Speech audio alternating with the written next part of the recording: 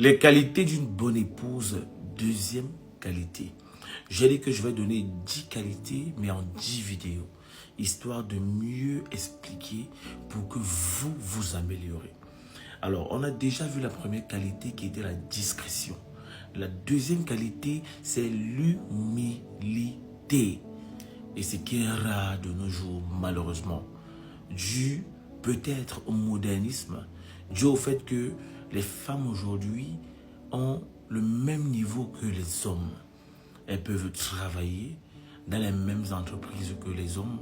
Elles peuvent être leurs boss, des directeurs généraux.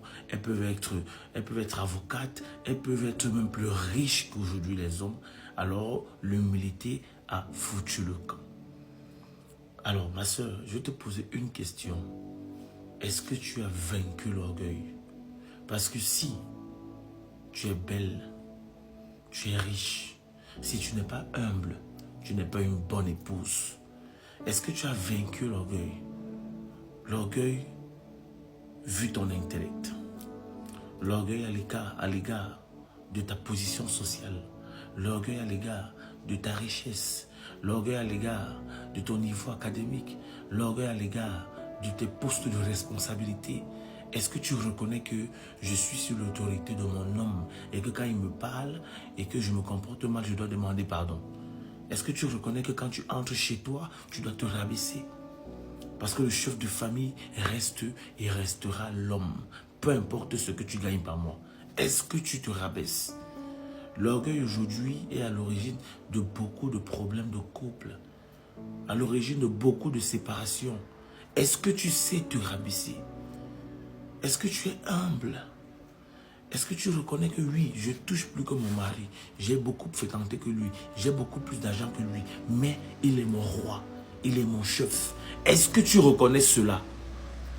Ou alors tu te dis que quand ton mari te parle, tu peux lui couper la parole n'importe comment parce que tu es DG d'une grande entreprise et lui il est un simple enseignant. Ou alors ton mari te dit A, tu dis B. Non. Les qualités d'une bonne épouse est l'humilité. La bonne épouse sait se rabaisser. Elle sait se faire petite. Elle sait revenir à sa place.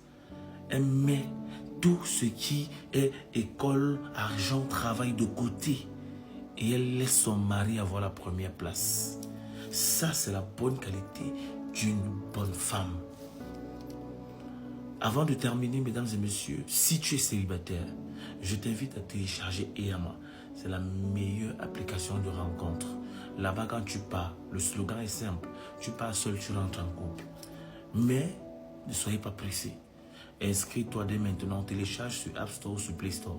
Et en t'inscrivant, tu utilises le code de parrainage D24. Voilà ça.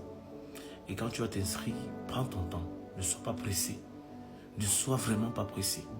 Prends ton temps et ton bon partenaire, tu vas le trouver là-bas. Et tu viens appliquer les conseils que je donne ici. On se prend tout à l'heure pour la troisième qualité.